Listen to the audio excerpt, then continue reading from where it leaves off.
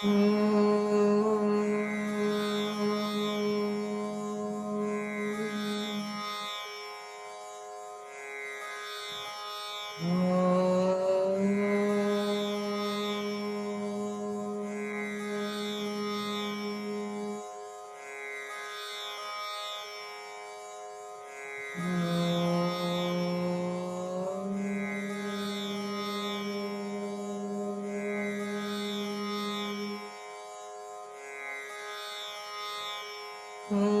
श्री गणेशाय नमः।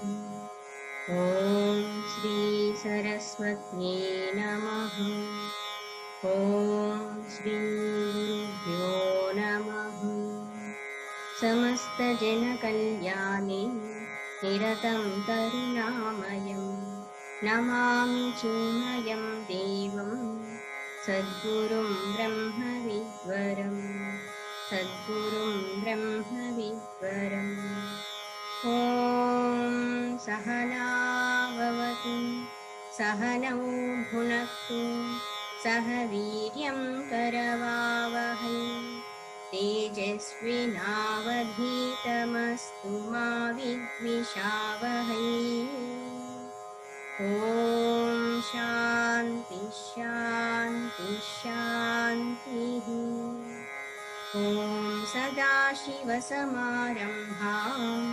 शङ्कराचार्यमध्यमाम् अस्मदाचार्यपर्यन्तां वन्दे गुरुपरम्परां वन्दे गुरुपरम्पराम्।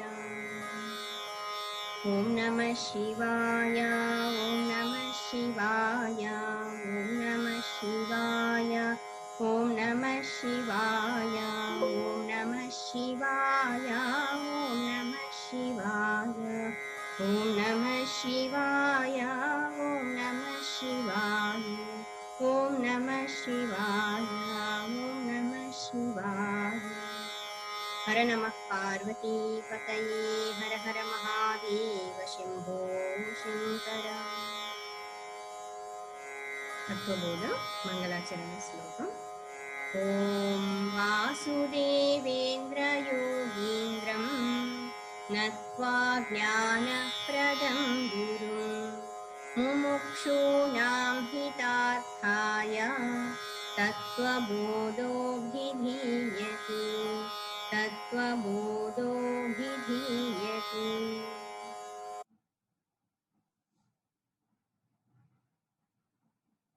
వేదాంత వాక్యాల ద్వారా సద్గురు ఉపదేశం ద్వారా ఎవరైతే సకల జీవరాశుల్లో కూడా బ్రహ్మతత్వాన్ని దర్శిస్తారో అటువంటి వాళ్ళని జీవన్ముక్తులు అని పిలుస్తారు.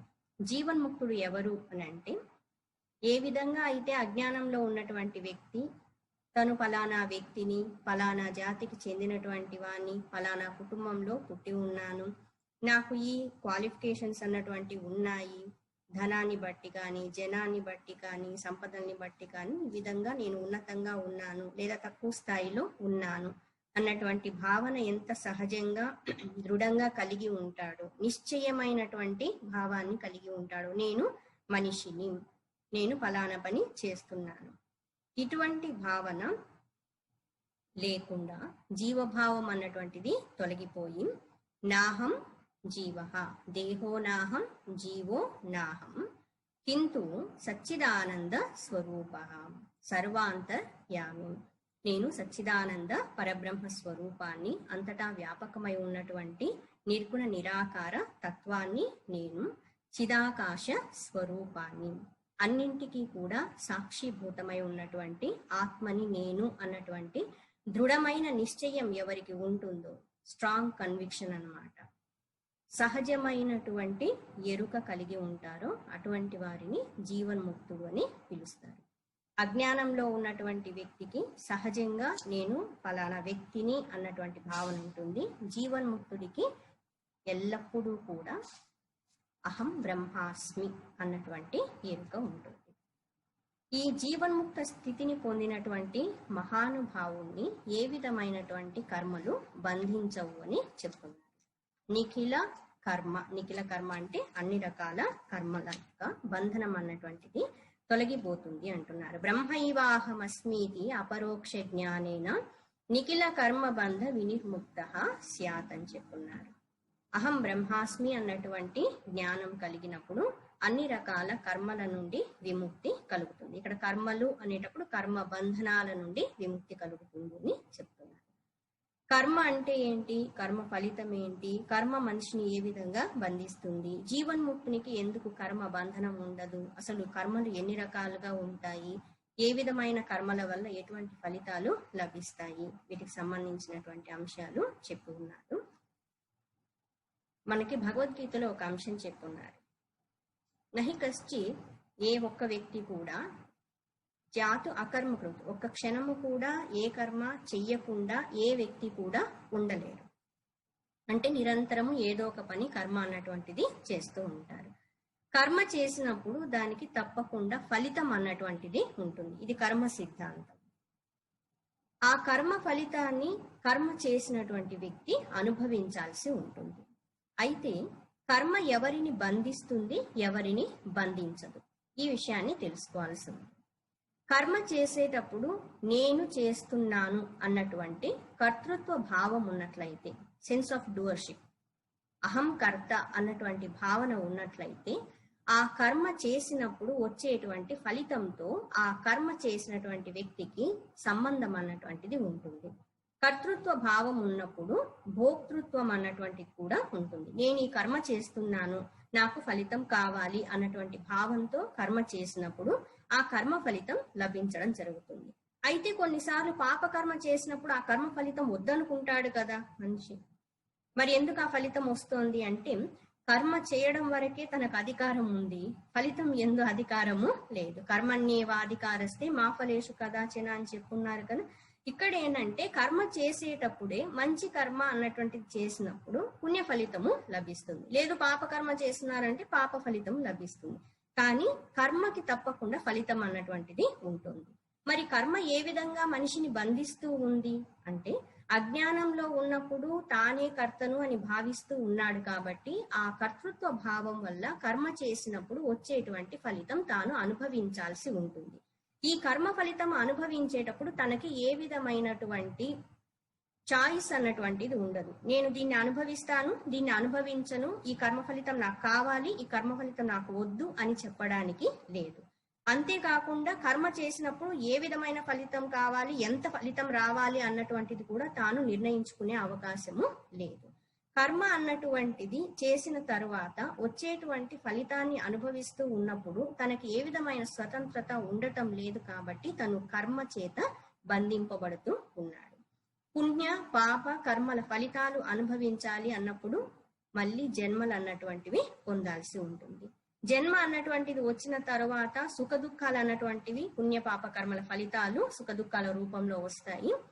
కొంతమంది అంటూ ఉంటారు, అమ్మ పుణ్యకర్మ పాపకర్మ అన్నటువంటిది ఎలా తెలుస్తుంది మనకి అని అంటే, సింపుల్. ఏ పని అయితే చేసిన తర్వాత, కర్మ చేసిన తర్వాత మనకి దుఃఖము లేదా సెన్స్ ఆఫ్ గిల్టీ, నేను ఇలా చేసి ఉండకుండా ఉండాల్సింది, నేను అలా మాట్లాడకుండా ఉండాల్సింది అన్నటువంటి భావన, నేను పొరపాటు చేశాను అన్నటువంటి భావన, టెన్షన్గా ఉండటము, దుఃఖం కలగటము, ఇవన్నీ కూడా పాపకర్మ ఫలితాలు. దుఃఖము, బాధ, తప్పు చేశాము అన్నటువంటి భావన. పుణ్యకర్మ ఎలా ఉంటుంది, పుణ్యకర్మ ఫలితము అన్నటువంటిది మంచి పని చేసినప్పుడు సెల్ఫ్ సాటిస్ఫాక్షన్ ఉంటుంది. నేను మంచి పని చేస్తున్నాను అన్నటువంటి తృప్తి ఉంటుంది. సుఖం, ఆనందం అన్నటువంటివి పుణ్యకర్మ ఫలితంగా వస్తాయి. ఈ సుఖ దుఃఖాలు అన్నటువంటివి అనుభవిస్తూ ఉన్నప్పుడు జీవుడు వాటి చేత బంధింపబడుతూ ఉన్నాడు. ఆ ఫలితాలని అనుభవించడానికి కొన్నిసార్లు భూలోకంలోను, కొన్నిసార్లు ఇతర లోకాల్లోనూ అనేక యోనుల్లో జన్మించడం జరుగుతుంది. ఈ కర్మ అన్నటువంటిది ఎలా బంధిస్తోంది అంటే, కర్మ తాను చేసేటప్పుడు కర్తృత్వ భావం ఉన్నప్పుడే కర్మ ఫలితం అన్నటువంటిది తనకు వస్తూ బంధన కారణం అవుతోంది, లేకపోతే కర్మ బంధించే అవకాశము లేదనమాట. ఇక్కడ అహం బ్రహ్మాస్మి అని భావన కలిగి ఉన్నటువంటి, ఇక్కడ భావన అని కాదు, దృఢ నిశ్చయం, తన స్వానుభూతి. జీవన్ముక్తిని ఎందుకు కర్మ బంధించదు అంటే, జీవన్ముక్తుడు కర్మ చేస్తూ ఉన్నా నేను చేస్తున్నాను అన్నటువంటి భావన తనకి ఉండదు, ఆ కర్తృత్వ భావన ఉండదు. కాబట్టి ఆ కర్మ ఫలితం వల్ల వచ్చేటువంటి దాంట్లో ఆయనకి ఏ విధమైనటువంటి తాదాత్మ్యత కానీ సంబంధం కానీ ఉండదు. కర్తృత్వం ఉంటేనే భోక్తృత్వం ఉంటుంది, కర్తృత్వం లేకపోతే భోక్తృత్వం కూడా ఉండదు. మనకి కొన్ని కర్మయోనులు, కొన్ని భోగయోనులు ఉన్నాయి. మానవ జన్మ అన్నటువంటిది కర్మయోని. ఇక్కడ మళ్ళీ మనం కర్మలు చేస్తాము, ఆ కర్మలకి ఫలితాలని పొందుతూ ఉంటాము, మళ్ళీ వాటిని అనుభవించాల్సి ఉంటుంది. కొన్ని భోగయోనులు ఎలా ఉంటాయి అంటే, ఈ పశువులు కానీ పక్షులు కానీ ఈవెన్ దేవతలు కూడా భోగయోనులుగా చెప్పబడతారు. వాళ్ళు వచ్చేసి ఇంతకు ముందు చేసుకున్నటువంటి కర్మల యొక్క ఫలితాన్ని మాత్రమే అనుభవిస్తారు. కొత్తగా చేసేటువంటి కర్మల ఫలితం అన్నటువంటిది అప్పుడే ఆ జన్మలో వాటిల్లో రావడము జరగదనమాట. కానీ ఇప్పుడు మనం చేస్తూ ఉన్నటువంటి కర్మలకి తప్పకుండా ఫలితం అన్నటువంటిది వస్తుంది. అహంకార భావంతో జీవభావంతో కర్మ చేసినప్పుడు మాత్రమే బంధనం ఉంటుంది, లేకపోతే బంధనం ఉండదు. ఇక్కడ బ్రహ్మజ్ఞానికి జీవన్ముక్తుడికి నేను జీవుణ్ణి అన్నటువంటి భావన లేదు కాబట్టి కర్మ అన్నటువంటిది బంధించదు అని చెప్తున్నారు. కాల్చి పడేసినటువంటి తాడు బూడిద రూపంలో ఉండి తాడులాగే కనిపిస్తూ ఉండొచ్చు, కానీ అది బంధించడానికి ఉపయోగపడదు. అదే విధంగా కర్మలు అన్నటువంటివి కూడా జ్ఞానాగ్ని చేత దహింపబడినప్పుడు ఆ కర్మ ఫలితాలన్నీ కూడా ఇక జ్ఞానిని బంధింపవని చెప్తున్నారు. ఇక్కడ నిఖిల కర్మ అని అన్నారు, అన్ని రకాల కర్మ బంధనాల నుండి విముక్తి కలుగుతుంది అని చెప్పున్నారు. ఈ మాట విన్న వెంటనే శిష్యుడికి ఆ కర్మల గురించి తెలుసుకోవాలి అనిపించింది. నిఖిల కర్మ అంటున్నారు కదా గురువు గారండి, ఎన్ని రకాల కర్మలు ఉన్నాయి, ఆ కర్మలు ఏంటి, వాటి ఫలితాలు ఎలా ఉంటాయి, అవి జ్ఞానికి ఎలా వర్తించకుండా ఉంటాయి, అజ్ఞానికి ఎలా వర్తిస్తాయి, దయచేసి బోధించండి అని అడుగుతున్నారు.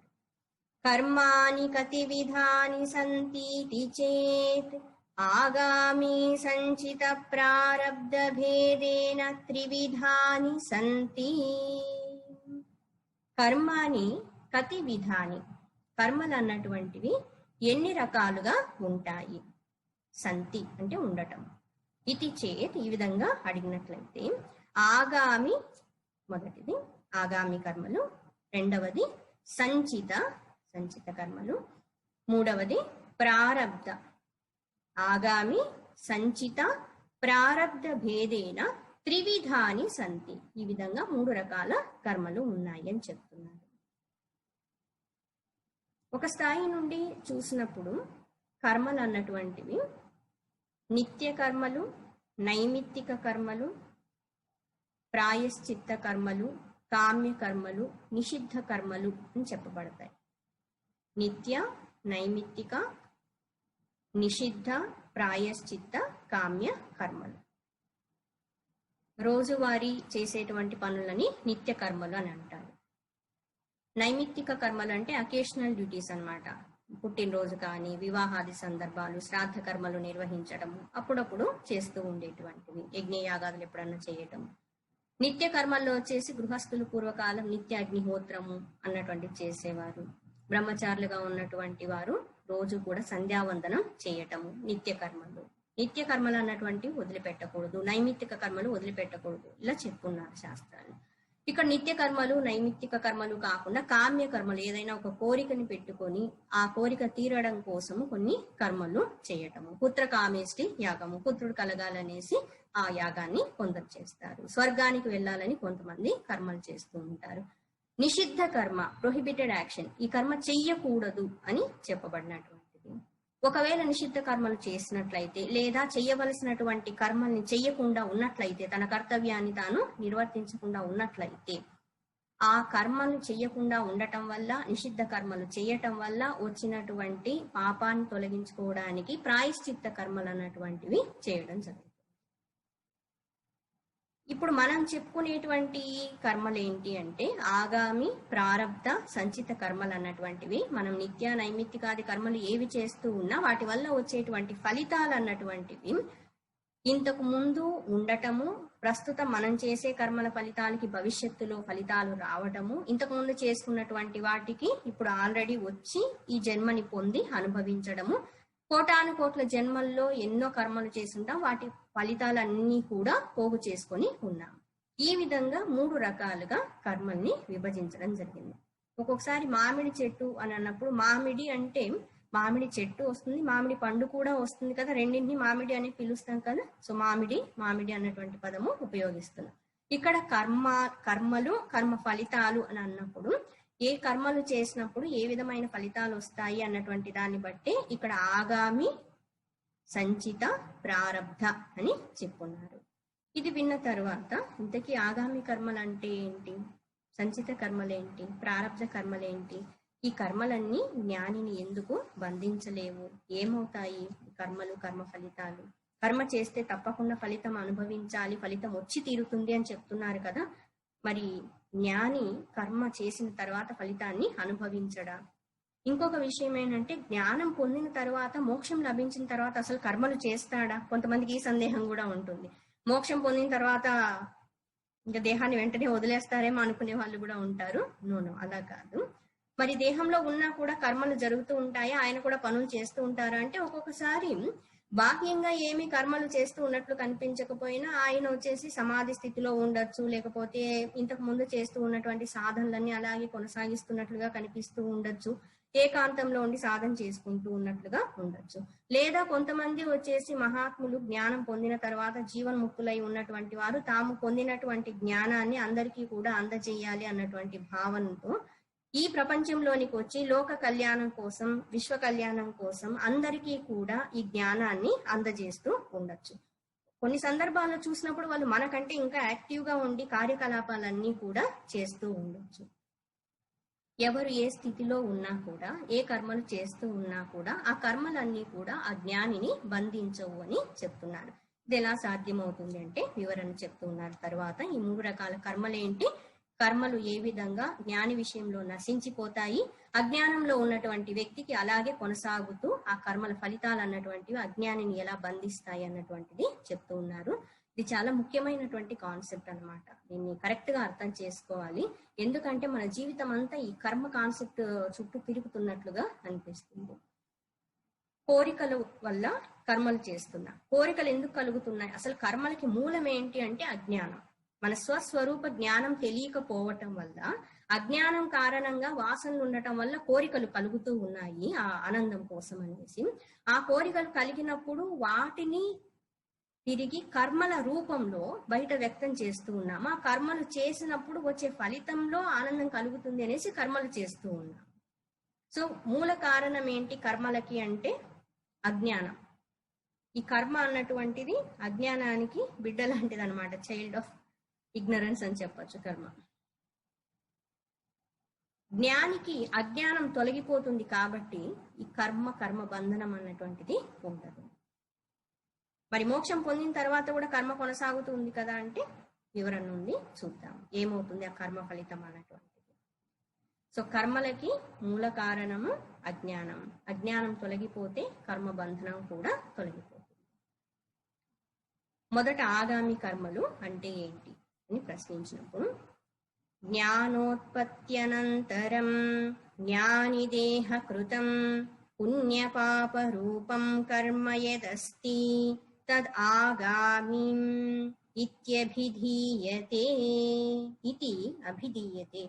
ఆగామి కర్మ అంటే ఈ విధంగా చెప్పబడుతుంది. ఏమని అంటే జ్ఞానోత్పత్తి అనంతరం, జ్ఞాన ఉత్పత్తి అనంతరం, జ్ఞానము కలిగిన తరువాత, అహం బ్రహ్మాస్మి అన్నటువంటి దృఢ నిశ్చయము కలిగిన తరువాత, అనంతరం అంటే తర్వాత, జ్ఞాని దేహకృతం, కృతం అంటే చేయబడేటువంటిది, జ్ఞాని దేహకృతం, జ్ఞాని యొక్క దేహము ద్వారా చెయ్యబడేటువంటి కర్మ. ఇక్కడ ఈ పదాన్ని జాగ్రత్తగా గమనించాలి. జ్ఞాని కృతం అని అనడం లేదు, జ్ఞాని దేహకృతం అంటున్నారు. దీనికి చాలా తేడా ఉంది. జ్ఞాని చేసేటువంటి కర్మలు అని డైరెక్ట్ గా చెప్పకుండా జ్ఞాని యొక్క ఉపాధుల ద్వారా జరిగేటువంటి కర్మలు అంటున్నారు. అజ్ఞానంలో ఉన్నప్పుడు నేను కర్మ చేస్తున్నాను అనడం జరుగుతుంది. జ్ఞాన స్థితిలో ఉన్నప్పుడు నా ఉపాధుల ద్వారా కర్మలు జరుగుతున్నాయి అన్నటువంటి ఎరుక ఆ జ్ఞానికి ఉంటుంది. జీవన్ముక్త స్థితిని పొందినటువంటి మహానుభావుడికి గుణేషు వర్తంతే ఇతి మత్వాన సజ్జతే, ఈ భావన ఉంటుంది. గుణాలు గుణాల్లో వర్తిస్తూ ఉన్నాయి, ప్రకృతి వల్ల కర్మలు అన్నటువంటివి జరుగుతూ ఉన్నాయి, అంతేకాని నేనేమి చెయ్యటం లేదు అన్నటువంటి దృఢమైనటువంటి భావన ఉంటుంది. ఇక్కడ జ్ఞాని దేహకృతం, జ్ఞాని యొక్క ఉపాధుల ద్వారా జరిగేటువంటి కర్మల్లో పుణ్య పాప రూపం, పుణ్యము లేదా పాపము. సత్కర్మలు చేసినప్పుడు పుణ్యము, దుష్కర్మ ఏదన్నా జరిగినట్లయితే దానివల్ల వచ్చేటువంటి పాపము. కర్మ యదస్తి, ఏదైతే ఉంటుందో, తద్ ఆగామి ఇది అభిధీయతే. ఆగామి అంటే రాబోయేటువంటిది అని ఒక అర్థం. ఆగామి అంటే భవిష్యత్తులో రాబోతోంది. కర్మలు ఇప్పుడు జరుగుతూ ఉన్నాయి, వర్తమానంలో కర్మ చేసినప్పుడు ఆ కర్మ యొక్క ఫలితం అన్నటువంటిది భవిష్యత్తులో వస్తుంది. అందుకోసమని ఆగామి కర్మలు అంటున్నారు. జ్ఞాన ఉత్పత్తి అనంతరం, జ్ఞానము పొందిన తరువాత, మోక్షం పొందిన తరువాత ఆ జ్ఞాని చేసేటువంటి, ఇక్కడ జ్ఞాని చేసేది అంటే జ్ఞాని ఉపాధుల ద్వారా జరిగేటువంటి కర్మలు ఫలితం ఏదైతే ఉందో, పుణ్యరూపం పాపరూపం వీటన్నింటినీ కలిపి ఆగామి కర్మలు అని అంటున్నారు. అయితే ఇక్కడ ఒక సందేహం రావచ్చు, మోక్షం పొందిన తర్వాత ఆ మహానుభావుడు కర్మ చేస్తాడా చేయడా అంటే చేస్తారు అని చెప్తున్నారు. మరి కర్మ చెయ్యాలి అంటే అజ్ఞానం ఉంటేనే కదా కర్మ జరుగుతోంది అంటే, అజ్ఞానము తొలగిపోయింది కానీ ప్రారబ్ధవశాత్తు ఇంకా ఉపాధులు అన్నటువంటి ఉన్నాయి కాబట్టి ఉపాధుల ద్వారా కర్మలు జరుగుతూ ఉన్నాయి. తాను మాత్రం తామరాకు మీద నీటి బొట్టులాగా అంటగా ఉంటారు, కర్మ బంధనము ఉండదు. అయితే ఇక్కడ ఇంకో సందేహం కూడా రావచ్చు, జ్ఞాని మోక్షం పొందిన తరువాత అన్ని సత్కర్మలే కదా చేస్తారు, ఇక్కడ పుణ్య పాప రూపం అని చెప్పారే, పుణ్యరూపం అని చెప్పాలి కదా, మరి పాపరూపం అని కూడా చెప్పారే, ఆయన చేసే కర్మల్లో ఆగామి కర్మల్లో పాపం కూడా ఉంటుందా, పాపకర్మలు కూడా జరుగుతాయా అని అంటే, ఈ కర్మతత్వాన్ని తెలుసుకోవడము అంత సులభం కాదు, ప్రయత్నం చేయాలి. జ్ఞాని కర్మలు చేస్తూ ఉన్నారు అన్నటువంటిదే మన స్థాయి నుంచి, ఆయన స్థాయి నుండి కర్మలు చెయ్యటం లేదు, వాటి ఫలితాలు లేవు, అనుభవించడం ఉండదు. మరి మన స్థాయి నుంచి చూసినప్పుడు ఆయన చేసే కర్మల వల్ల పుణ్య పాప రెండు అని చెప్తున్నారు కదా అని అంటే, ఉపాధులు ఇంకా ఉన్నాయి కాబట్టి, ఉపాధులన్నీ కూడా త్రిగుణాలతో కూడి ఉన్నటువంటివి కదా, సత్వ రజ తమో గుణాలతో కూడి ఉన్నటువంటివి. ఈ త్రిగుణాలతో కూడి ఉన్నటువంటి ఉపాధులు పనులు జరుగుతూ ఉన్నప్పుడు, వీటి ద్వారా వ్యవహారాలు జరుగుతూ ఉన్నప్పుడు, సత్వగుణం ఉన్నప్పుడు, సత్వగుణ ప్రధానంగా ఉన్నప్పుడు సత్కర్మలు జరుగుతాయి. ఇంతకు ముందు ప్రారబ్ధంలో ఉన్నటువంటివి లేదా రజోగుణ తమో గుణాల కారణంగా ఆ జీవన్ముక్తిని పొందినటువంటి మహాత్ముని ద్వారా కూడా ఏవైనా దుష్కర్మలు జరగవచ్చు. కావాలని చెడ్డ పనులు చేస్తారని కాదు, ఒకవేళ అటువంటి కర్మలు జరిగినట్లయితే వాటి ఫలితమే పాపం అని చెప్తున్నారు. మరి పాపం ఆయనకు వెళ్ళదా అంటే, ఆయనకి పుణ్యము వెళ్ళదు, పాపము వెళ్ళదు. మరి కర్మ చేస్తే ఫలితం ఉంటుంది కదా, అనుభవించాలి కదా అంటే, కర్మ చేస్తే ఫలితం అయితే ఉంటుంది, ఇది కర్మ సిద్ధాంతం, ఎవరు నెగెట్ చేయడానికి లేదు. కాకపోతే ఈ పుణ్య పాప ఫలితాలని అనుభవించేది జ్ఞాని కాదు, మరెవరు అనుభవిస్తారు తర్వాత వస్తుంది, చెప్పుకుందాము. ఒక 5-10 minutes వెయిట్ చేస్తే ఆ విషయం తెలుస్తుంది. సో ఇక్కడ వచ్చేసి మోక్షం పొందిన తర్వాత కూడా మహాత్ముడు చేసేటువంటి కర్మల ఫలితాల్లో వచ్చేసి పుణ్యము పాపము రెండు ఉంటాయని చెప్పిన. ఇది ఎలా అర్థం చేసుకోవాలంటే ఒక చిన్న ఉదాహరణ. ఒక మహాత్ముడు మోక్ష స్థితిని పొంది ఉన్నారు, అడవిలో అరణ్యంలో నివసిస్తూ ఉన్నారు, ఏదో చిన్న ఆశ్రమం ఏర్పాటు చేసుకొని ఉన్నారు, ఒక గుడిసె వేసుకునేసి అక్కడ ప్రశాంతంగా జీవిస్తూ ఉన్నారు, చాలా సాధన చేసి మోక్షాన్ని పొంది ఉన్నారు.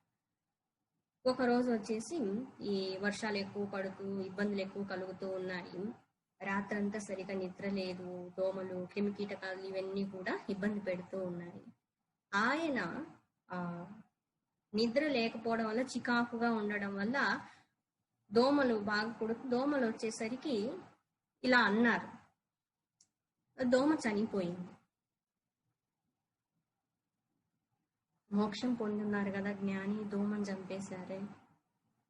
మనకి గరుడ పురాణం ఇటువంటి వాటిల్లో చీమల్ని చంపితే, దోమల్ని చంపితే, బల్లుని చంపితే, పేర్లు ఉంటారు కదా, వాటిని చంపితే ఏ నరకానికి వెళ్తారు కూడా ఉండదు అందులో. అంటే చిన్నదైనా కూడా దానికి ఫలితం అన్నటువంటిది ఉంటుంది, పాపకర్మల ఫలితం. మరి ఇప్పుడు ఈయన ఒక జీవిని చంపేస్తున్నారు కదా, మదాత్మ సర్వభూతాత్మ అని చెప్పున్నారు, అన్ని జీవరాశుల్లో ఉన్నది ఆత్మస్వరూపం అని చెప్పేసి ఇప్పుడు వాటిని ఎలా చంపుతున్నారు? అర్థం చేసుకోవాలి. ఉపాధుల స్థాయిలో ఉన్నప్పుడు దేహంతో తాదాత్మ్యత అన్నటువంటిది లేదు, దాన్ని చంపాలి అన్నటువంటి ఉద్దేశపూర్వకమైన భావంతో ఆ పని కూడా చెయ్యలేదు, కానీ ఆ దేహం ద్వారా ఆ పని జరిగింది. నిద్ర వచ్చి రాని స్థితిలో ఉన్నారా, అవి పుడుతూ ఉన్నాయి, ఇలా అనేసి ఉన్నారు, చనిపోయి. మరి ఫలితం అయితే వస్తుందంటే ఆ వస్తుంది, కానీ ఆయనకి రాదు, వేరే వాళ్ళకి వస్తుంది. ఎవరికో చెప్తారు. కర్తృత్వ భావన లేకుండా కర్మ చేసినప్పుడు ఆ కర్మ ఒకవేళ దుష్కృతమై ఉన్నట్లయితే, కొన్ని సందర్భాల్లో చెప్పలేము, ఆ ప్రారంధంలో ఆల్రెడీ ఉన్నట్లయితే, ఎంతో ఉన్నతమైనటువంటి స్థితిలో ఉన్నటువంటి మహాత్ముల వల్ల ఎవరికైనా కష్టము ఇబ్బంది కలగచ్చు. అది ఎందుకు అంటే మిగతా వాళ్ళ ప్రారంధంలో అలా జరగాల్సి ఉండొచ్చు. జీవన్ముక్త స్థితిని పొందినటువంటి వ్యక్తి ఇంకొకరిని కఠినంగా శిక్షించాల్సి రావచ్చు, మరణదండనే విధించవచ్చు. ఇప్పుడు మహారాజుగా చక్రవర్తిగా ఉన్నటువంటి వారు ఉదాహరణకు తీసుకున్నప్పుడు జనక మహారాజు గారు ఉన్నారు. ఇటువంటి మహారాజులు చక్రవర్తులుగా ఉన్నటువంటి వారు కొంతమంది జీవన్ముక్త స్థితిని పొంది ఉన్నారు. ఆ స్థితిలో ఉన్నప్పటికీ కూడా రాజ్య పరిపాలన కొనసాగిస్తూ ఉన్నారు. ఆ రాజ్య పరిపాలన చేస్తూ ఉన్నప్పుడు వాళ్ళ రాజ్యంలోనికి ఎవరు దొంగలు, దోపిడీదారులు వచ్చి ఉన్నారు, ఈ విధంగా ఈ పనులన్నీ చేస్తూ ఉన్నారు, ప్రజలకు ఇబ్బంది కలిగిస్తున్నారని చెప్పున్నారు, వాళ్ళని బంధించండి అని చెప్పున్నారు. చాలా అరాచకాలు చేస్తున్నారు కాబట్టి కఠినమైనటువంటి దండన విధిస్తే మిగతా వాళ్ళు ఆ పనులు చేయకుండా ఉంటారనేసి వాళ్ళకి మరణ దండన విధించమని చెప్పొచ్చు, లేకపోతే అంగవిచ్ఛేదం చేయమని చెప్పుండొచ్చు. మరి ఇవి శిక్షించి ఉన్నారు కదా, వాళ్ళకి పనిష్మెంట్ ఇచ్చారు కదా. అయితే పొరపాటున ఏమైందంటే ఆ గ్రూప్ లో ఉన్నటువంటి వాళ్ళల్లో దొంగలుగా, దోపిడీదారులుగా ఉన్నటువంటి చెడ్డ వ్యక్తుల్లోనికి ఇంకొక మంచి వ్యక్తిని కూడా వాళ్ళతో పాటు కలిసి వెళ్తూ ఉంటే అతన్ని కూడా తీసుకొని వచ్చేసినారు. పారిపోతూ ఉన్నప్పుడు అడవిలో నడుస్తూ వెళ్తూ ఉన్నటువంటి ఇంకో వ్యక్తి కూడా అక్కడ దగ్గరగా ఉండడం వల్ల తీసుకొని వచ్చున్నారు, అతడికి కూడా శిక్ష అన్నటువంటిది వేయడం జరిగింది. ఇప్పుడు రాజుగారు చెప్పున్నారు కదా, శిక్ష వేస్తున్నారు కదా అంటే అవును జరిగి ఉంది. పాపం ఫలితం అన్నటువంటిది వస్తుంది కదా, ఒక నిర్దోషిని ఆ విధంగా శిక్షించి ఉన్నారు కదా అంటే అవును, ఆ కర్మ జరిగింది, ఫలితము ఉంది, కానీ అది ఆ జ్ఞానికి వెళ్ళదు. అందుకనే మహాత్ముల జ్ఞానంతో చాలా జాగ్రత్తగా ఉండాలి. వాళ్ళు పుణ్యం చేసినా పాపం చేసినా వాళ్ళకేం అంటుకోవు, మనలాంటి వాళ్ళకి వస్తాయన్నమాట. ఎలా వస్తాయంటే చెప్తున్నారు, తర్వాత చూద్దాం. సో ఆగామి కర్మ అంటే జ్ఞానం పొందిన తరువాత జ్ఞాని దేహము ద్వారా జరిగేటువంటి పుణ్య పాప కర్మలు, వాటిని ఆగామి కర్మలు అంటారు. సంచితం కర్మ కిం? సంచిత కర్మ అంటే ఏంటి? అనంత కోటి జన్మనాం బీజభూతం సతం యత్కర్మ జాతం పూర్వార్జితం తిష్టతి తత్ సంచితం జ్ఞేయం. సంచిత కర్మ అంటే ఏంటి అని ప్రశ్నించినప్పుడు, అనంత కోటి జన్మనాం, ఆ పదం చూడండి, ఒక్కసారి గమనించండి. అనంత కోటి జన్మన, ఎన్ని కోట్ల జన్మల్లోనో, ఎన్ని అన్నటువంటిది ఇంకా ఫలానా అని చెప్పడానికి, సంఖ్య చెప్పడానికి అవకాశం లేదు కాబట్టి అనంత కోటి అన్నారు. కోటాను కోట్ల జన్మల్లో అనంత కోటి జన్మనాం బీజభూతం సత్, బీజ రూపంలో ఉండేటువంటివి. యత్ కర్మ జాతం పూర్వ ఆర్జితం, ఆర్జితం అంటే పోగు చేసుకున్నటువంటివి, సంపాదించినటువంటివి. పూర్వ, ఇంతకు ముందు కోటాను కోట్ల జన్మల్లో మనం ఇంతకు ముందు చేసినటువంటి కర్మలు, ఆ కర్మ ఫలితాలన్నీ కూడా బీజ రూపంలో ఉన్నటువంటివి. తిష్టతి, ఏదైతే ఉందో, తత్ సంచితం జ్ఞేయం, దాన్ని సంచిత కర్మ అని తెలుసుకోవాలి అంటున్నారు. సంచిత కర్మని అర్థం చేసుకోవాలంటే చిన్న ఉదాహరణ, సంచి అంటారు కదా మన తెలుగులో. ఏవైనా వస్తువులన్నీ తీసుకొని రావడానికి వెళ్ళినప్పుడు ఆ సంచి తీసుకెళ్ళండి, బ్యాగ్ తీసుకెళ్ళండి అంటాం కదా.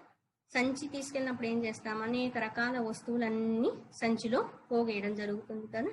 అలాగే మనం కోటాను కోట్ల జన్మల్లో అన్ని కర్మ ఫలితాలన్నీ కూడా పోగు చేసుకొని ఉన్నాం అన్నమాట. ఎన్నున్నాయి అంటే వి డోంట్ నో, తెలియదు. రాసులే ఉండొచ్చేమో, అవి పుణ్యరాశులో పాపరాశులో మనకి తెలియదు. సంచిత కర్మలు అయితే చాలా ఉన్నాయి. అనంత కోటి జన్మన, ఎన్ని జన్మలు ఎత్తున్నాము, ఏ ఏ రూపాల్లో పుట్టున్నాము, ఏ ఏ కర్మలు చేస్తున్నాము, అవన్నీ కూడా సంచిత రూపంలో ఉన్నాయి. ఈ సంచిత రూపము ఇవన్నీ కర్మల గురించి అర్థం చేసుకోవడానికి ఒక చిన్న ఉదాహరణ ఏంటంటే బ్యాంక్ అకౌంట్ లాగా. బ్యాంక్ అకౌంట్ లో ఆల్రెడీ నిల్వ చేసి పెట్టి ఉంటారు కదా, అలాంటిది అనమాట ఇది. ఫిక్స్డ్ డిపాజిట్, ఆ డిపాజిట్ నుంచి కొంచెం కొంచెం అమౌంట్ అప్పుడప్పుడు తీస్తూ ఉంటారు కదా కొన్నింట్లో, అలాగే ఇది వచ్చేసి చాలా అమౌంట్ అంతా కూడా అకౌంట్ లో పెట్టుకున్నట్లు అన్నమాట. కాకపోతే ప్రాపంచిక స్థాయి నుంచి చూసినప్పుడు అకౌంట్ లో ఎక్కువ అమౌంట్ ఉంటే మంచిది, కానీ ఇక్కడ సాధకుని స్థాయి నుంచి చూసినప్పుడు ఈ కర్మల అకౌంట్ అన్నటువంటిది తగ్గిపోతే మంచిది. తగ్గిపోవడం కాదు, చివరికి లేకుండా పోవాల్సి ఉంటుంది. వాసనలు, ఈ కర్మలు అన్ని కూడా తొలగిపోవాల్సి ఉంటుంది. సో సంచిత కర్మ అన్నటువంటిది కోటాను కోట్ల జన్మల్లో మనం చేసినటువంటి కర్మల ఫలితాల రాశి. మరి ప్రారబ్ధ కర్మ అంటే ఏంటి? ప్రారబ్ధం కర్మ కిమితి చేత్, ప్రారబ్ధ కర్మ అంటే ఏంటి అని అడిగినట్లయితే, ఇదం శరీరం ఉత్పాద్య ఇహ లోకే ఏవ సుఖ దుఃఖాది ప్రదం యత్ కర్మ తత్ ప్రారబ్ధం భోగేన నష్టం భవతి ప్రారబ్ధ కర్మణాం భోగాదేవ క్షయ ఇతి. ప్రారబ్ధ కర్మ అన్నటువంటిది ఇదం శరీరం, ఇదం అంటే ఇది, ఈ శరీరం ఉత్పాద్య ఉత్పత్తి చేయబడిన తరువాత, సృష్టింపబడిన తరువాత, పుట్టిన తరువాత, ఇహలోకే ఏవ ఈ లోకంలోనే, ఏవ అంటే మాత్రం, ఈ లోకంలోనే, ఇహలోకే ఏవ, ఇహ అంటే ఇక్కడ, ఇహలోకే ఏవ సుఖ దుఃఖ ఆది ప్రదం, ఏదైతే మనకి సుఖ దుఃఖాలని, ఆది అంటే మొదలైనటువంటి, కొన్నిసార్లు సుఖ దుఃఖ మిశ్రితం కూడా ఉంటుంది కదా, అది సుఖ దుఃఖ ఆది కర్మలని, కర్మ ఆది ప్రదం, ప్రదం అంటే ఏదైతే ఇస్తుందో, యత్ కర్మ అది, తత్ ప్రారబ్ధం, దాన్ని ప్రారబ్ధ కర్మ అంటారు. ప్రారబ్ధం అన్నటువంటిది ఈ శరీరము తయారవడానికి కారణం. ఈ శరీరం ద్వారా, ఉపాధుల ద్వారా సుఖ దుఃఖాలు పొందటానికి కారణం. ఫలానా దేహాన్ని పొందాలి, ఫలానా కుటుంబంలో జన్మించాలి, ఫలానా పరిస్థితుల్ని ఎదుర్కోవాలి, ఆ పరిస్థితుల ద్వారా, వ్యక్తుల ద్వారా వచ్చేటువంటి సుఖ దుఃఖాలని, వీటిని అనుభవించాల్సి ఉంటుంది. ఎంత సిస్టమేటిక్ గా ఉంటుందంటే ఇది, ఒకరి ప్రారబ్ధం ఇంకొకరికి పోదు, ఒకరి కర్మ ఫలితం ఇంకొకరికి పోదు, ఎవరిది వాళ్ళకు వస్తుంది, వాళ్ళు ఏదో ఒక రూపంలో అనుభవించాల్సి ఉంటుంది. ఎన్ని జీవులు ఎన్ని రకాల కర్మలు చేసి ఉంటారు. మనకి యమధర్మరాజు గారు అన్ని నోట్ చేస్తూ ఉంటారు. ఆయన దగ్గర చిత్రగుప్తుడు ఉంటారు కదా, లేఖకుడు, ఆయన అన్ని నోట్ చేసి పెడుతూ ఉంటారు, అకౌంట్స్ రాసి పెట్టినట్లు. ఫలానా వ్యక్తి ఈ పుణ్యకార్యం చేస్తున్నారు, ఓకే, ఈ ధర్మకార్యం చేశారు, అకౌంట్ లో, ఖాతాలో, పుణ్యకర్మలో వేసేస్తూ ఉంటారు. ఇటువంటి చెడ్డ పని చేస్తున్నారు, ఇతరులను ఇబ్బంది పెడుతూ ఉన్నారు, అకౌంట్ లో రాసేస్తారనమాట. మనం చేసే ప్రతి ఒక్క పని, ప్రతి ఒక్క మాట అంతా కౌంటెడ్ లిస్ట్ లో రాసి పెట్టుంటారనమాట. ఎవరు ఎస్కేప్ అవ్వడానికి, తప్పించుకోవడానికి అవకాశము లేనటువంటిది. సో ఇక్కడ వచ్చేసి ఈ ప్రారబ్ధం అన్నటువంటిది ఇంతకు ముందు చేసినటువంటి సంచిత కర్మల నుంచి వచ్చేటువంటిది. భోగేన నష్టం భవతి, ఈ ప్రారబ్ధ కర్మ అన్నటువంటిది భోగేన అనుభవించటం వల్లే నశించి పోతుంది. ప్రారబ్ధ కర్మణాం భోగాదేవ క్షయయితి, ఏవ అన్నటువంటిది గమనించాలి. ప్రారబ్ధ కర్మ తప్పించుకోవటానికి అవకాశమే లేదు. ఎటువంటి వాళ్ళకైనా, ఎంతటి వాళ్ళకైనా కూడా, జీవన్ముక్త స్థితిని పొందినటువంటి మహాత్ముడు కూడా ఆయన ఉపాధుల్లో ప్రారబ్ధాన్ని అనుభవించాల్సి ఉంటుంది. ఇందులో కొంతమందికి సందేహం కలుగుతుంది, మోక్షం పొందిన తర్వాత కూడా ప్రారబ్ధం అనుభవించాల్సి ఉంటుందా, వాళ్ళకు కూడా ప్రారబ్ధం ఉంటుందా, సుఖ దుఃఖాలు వాళ్ళు అనుభవించాలంటే అవును. ఎందుకంటే ప్రారబ్ధ కర్మణాం భోగాదేవ క్షయం, అనుభవించడం వల్లే అవి క్షయమైపోతాయి అంటున్నారు. ఇది కొంచెం ఆలోచించాల్సినటువంటి విషయం, ప్రారబ్ధ కర్మ అన్నటువంటిది. కొంతమంది ప్రారబ్ధం అన్నటువంటి పదాన్ని ఎలా ఉపయోగిస్తారంటే, ఇది నా ప్రారబ్ధం అండి అంటుంటారు. అంటే ప్రారబ్ధం అంటే కేవలం దుఃఖము, ఇబ్బంది కలిగించేదే ప్రారబ్ధం అనుకుంటారు. కాదు, ప్రారబ్ధం అన్నది సుఖమైనా కావచ్చు, దుఃఖమైనా కావచ్చు. జనరల్ గా ఎక్కువ శాతం మంది ప్రారబ్ధం అంటే ఇబ్బంది కలిగించేటువంటిది అని అనుకుంటారు. ఒక కదా స్వామీజీని ఎక్కువ సార్లు కొంతమంది మనశ్శాంతి ఎలా కలుగుతుంది, ఈ ప్రారంధం అన్నటువంటిది ఏంటి, ప్రారంధం ఎలా తొలగిపోతుంది, ఇలా అడుగుతుండారు. ఆ స్వామీజీ మనసులో అనుకునేవారు అనమాట, ఇది నా ప్రారంధం, నేను ఏం చేయాలి. అందరూ వచ్చి ఇలాంటి ప్రశ్నలు అడుగుతూ ఉంటారు, మనశ్శాంతి కావాలి, ప్రారంధము వీటి గురించి, ప్రారంధం ఇలా ఉంది ఎలా తొలగిపోతుంది అనేసి అంటూ ఉంటారు. సో ఇక్కడ ప్రారంధం అన్నటువంటిది సుఖ దుఃఖ మిశ్రితం ఏదైనా కావచ్చు. ఇప్పుడు మనం శాస్త్ర జ్ఞానాన్ని పొందుతూ ఉన్నాము, శ్రవణం చేస్తూ ఉన్నాము వేదాంత విషయాల్ని. ఇది మన ప్రారంధం, పుణ్య ప్రారంధం. ప్రారంధంలో ఉండేటువంటి పుణ్య ఫలితం వల్ల మనకి ఈ భాగ్యం అన్నటువంటిది కలుగుతుంది. దుష్కర్మలు చేసినటువంటివి కూడా ప్రారంధ రూపంలో వస్తాయి, దుఃఖాన్ని కలిగిస్తాయి. ఇక్కడ వచ్చేసి జ్ఞాని విషయంలో ప్రారంధం ఏమవుతుంది అంటే, ఈ శరీరం అన్నటువంటిది రావడం జరిగింది, వచ్చిన తర్వాత ఈ ఉపాధులు అన్నటువంటి ఉన్నంత కాలము, ఆ ప్రారంధం ఉన్నంత కాలము అనుభవం అన్నటువంటిది ఉంటుంది. భోగాదేవ అన్నారు కదా, ఇక్కడ భోగము అని అన్నప్పుడు ఇది కూడా చాలా శాతం మంది భోగం అంటే సుఖాన్ని అనుభవించడాన్ని భోగము అనుకుంటారు. కాదు, ఇక్కడ భోగము అంటే అనుభవము అని అర్థం. అది సుఖానుభవమైనా కావచ్చు, దుఃఖ అనుభవమైనా కావచ్చు. మరి జ్ఞానికి కూడా ప్రారంధం ఎందుకు ఉంటుంది, మోక్షం పొందిన వెంటనే ఎందుకు ఆగడం లేదు అని అంటే, ఒకసారి ధనుస్సును ధరించి బాణాన్ని ఎక్కుపెట్టి లక్ష్యాన్ని గురిపెట్టి ఆ బాణాన్ని వదిలిన తరువాత మధ్యలో దాన్ని ఆపడము సాధ్యం కాదు, అది గమ్యస్థానాన్ని చేరే తీరుతుంది. ప్రారంధ కర్మ కూడా ఇటువంటిది. మనకి అర్థం చేసుకోవడానికి చిన్న ఉదాహరణ, ఫ్యాన్ వేస్తాం, ఫ్యాన్ తిరుగుతూ తిరుగుతూ ఉంది, దాన్ని ఆపేయాలి అనుకున్నాం, స్విచ్ ఆఫ్ చేసాం. స్విచ్ ఆఫ్ చేసిన వెంటనే ఫ్యాన్ సడన్ గా అలాగే ఆగిపోతుందా? లేదు కదా, కాసేపు అలాగే రెక్కలు తిరుగుతూ ఉంటాయి, నెమ్మదిగా కాసేపు తిరిగి తిరిగి తరువాత పూర్తిగా ఆగిపోతుంది. అదే విధంగా ఈ ప్రారంధం అన్నటువంటిది కూడా మోక్షం పొందిన తర్వాత కూడా ఆ ఫలితం అన్నటువంటిది, కర్మ ఫలితాలు ఉంటాయి. దేహము పోయే వరకు, ఆ ప్రారంధం పూర్తిగా నశించే వరకు ఉపాధులు ఉంటాయి, ఉపాధుల ద్వారా అనుభవం అన్నటువంటిది ఉంటుంది అని చెప్తున్నారు. కానీ ఈ ప్రారంధ కర్మ ఫలితం అనుభవిస్తూ ఉన్నప్పుడు జ్ఞానికి ఉపాధులతో తాదాత్మ్యత ఉండదు కాబట్టి ఆయనకి సుఖ దుఃఖాలు అన్నటువంటివి అంటాము, పుణ్యపాప ఫలితము అంటాము. ఆత్మస్థాయికి ఇవేవి కూడా చేరవు. బాహ్యంగా ఉండి మనకి చూసే వాళ్ళకి ప్రారంధం ఉంది, అనుభవిస్తున్నారని అనిపిస్తుంది.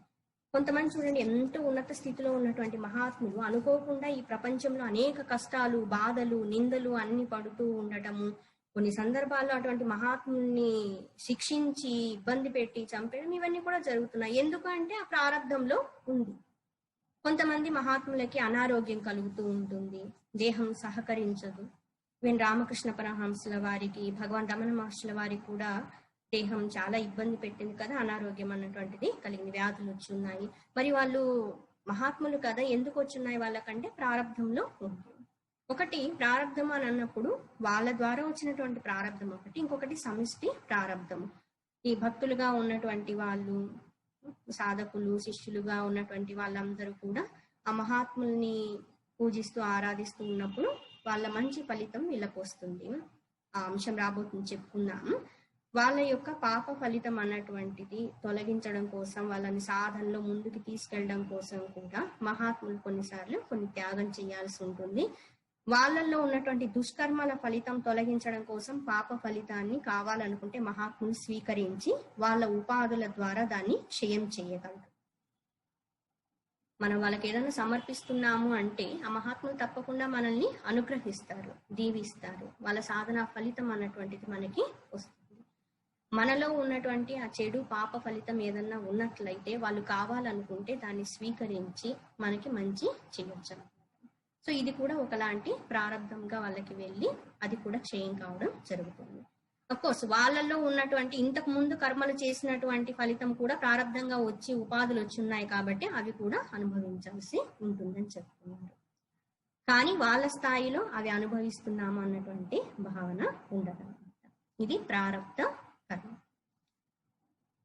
ఆగామి కర్మ, సంచిత కర్మ, ప్రారబ్ధ కర్మ, ఇవి 3 రకాల కర్మలు అని చెప్పుకున్నారు. మరి మోక్షం పొందినప్పుడు ఈ 3 కర్మలు ఏమవుతాయి, ఎలా నశించిపోతాయి అంటే, సంచితం కర్మ బ్రహ్మైవాహమితి నిశ్చయాత్మక జ్ఞానేన నశ్యతి. సంచితంగా ఉండేటువంటి కర్మ, సంచిత కర్మ అంటే కోటాను కోట్ల జన్మల్లో మనం చేసుకున్నటువంటి కర్మల ఫలితాలన్నీ కలిసి ఉన్నటువంటిది, పోగు చేసుకున్నటువంటి కర్మలు, వాసనలు. సంచితం కర్మ బ్రహ్మ ఏవ అహం ఇతి, అహం బ్రహ్మ, నేను పరబ్రహ్మ స్వరూపాన్నై ఉన్నాను, నేను జీవుణ్ణి కాదు, ఈ దేహాన్ని కాదు అన్నటువంటి నిశ్చయాత్మక జ్ఞానేన.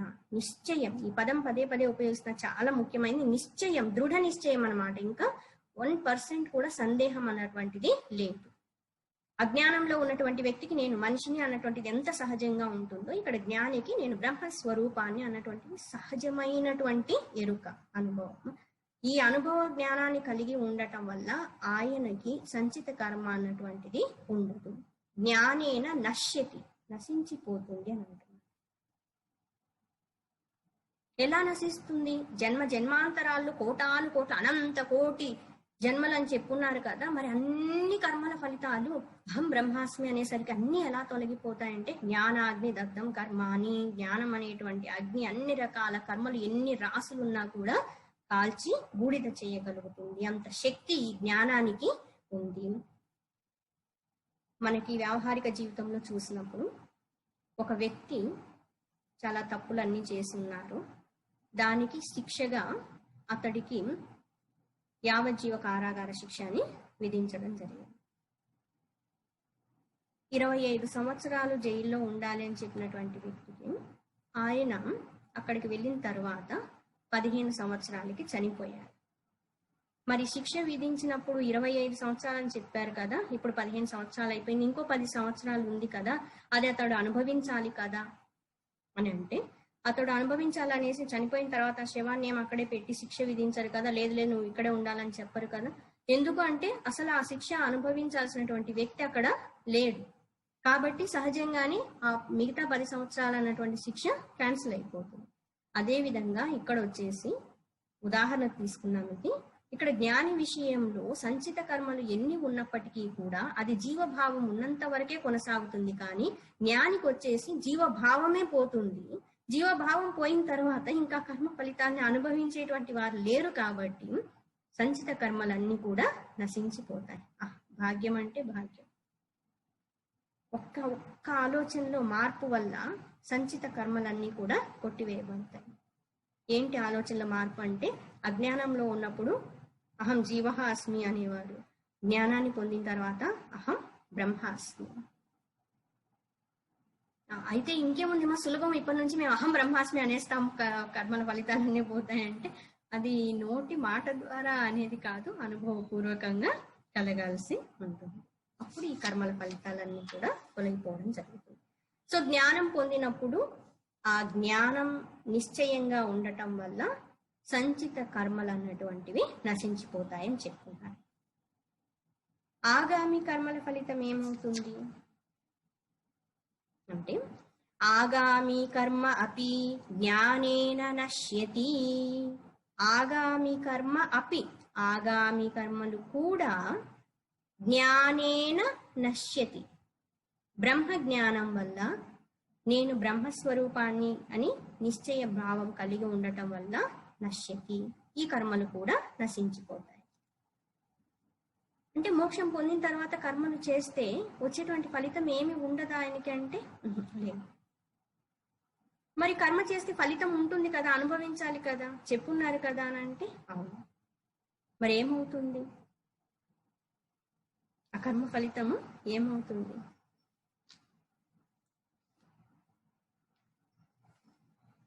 రేపటి రోజు చెప్పుకుందాం, కొంచెం సస్పెన్స్. ఈ ఒక్క విషయం తెలుసుకోవడానికి నేను చాలా ఎదురు చూస్తున్నానమాట. మోక్షం పొందిన తర్వాత ఆయన చేసే కర్మల ఫలితం ఆయనకు అంటది అంటున్నారు, ఏమైపోతాయి? కర్మల ఫలితం అనుభవించాలంటున్నారు కదా, ఎవరు అనుభవిస్తారు, ఏమవుతుంది అనేసి అనుకున్నాను. సో శాస్త్రంలో చక్కగా వివరణ చెప్పున్నారు. పూజ్య ఆదిశంకరాచార్యుల వారు బోధ చేస్తున్నారు. రేపటి రోజున చెప్పుకుందాం. అది కర్మలు ఎన్ని రకాలు అంటే ఆగామి కర్మలు, సంచిత కర్మలు, ప్రారబ్ధ కర్మలు. వీటిల్లో జ్ఞానాన్ని పొందటం వల్ల సంచిత కర్మలు, ఆగామి కర్మలు తొలగిపోతాయి అంటున్నారు. ఆగామి కర్మల వల్ల వచ్చే ఫలితం ఎవరికి వెళ్తుందో చెప్పబోతూ ఉన్నారు. ప్రారబ్ధం అన్నటువంటిది భోగాదేవ నశ్యతి అని చెప్పున్నారు. దాన్ని అనుభవించాల్సి ఉంటుందని చెప్పున్నారు. ఓం లోకా సమస్తా సుఖినో భవంతు. ఓం అసతో మా సద్గమయ, తమసో మా జ్యోతిర్గమయ, మృత్యోర్మా అమృతంగమయ. ఓం పూర్ణమదః పూర్ణమిదం పూర్ణాత్ పూర్ణముదచ్యతే పూర్ణస్య పూర్ణమాదాయ పూర్ణమేవావశిష్యతే. ఓం శాంతి శాంతి శాంతి. హరి ఓం. శ్రీ గురుభ్యో నమః. హరి ఓం.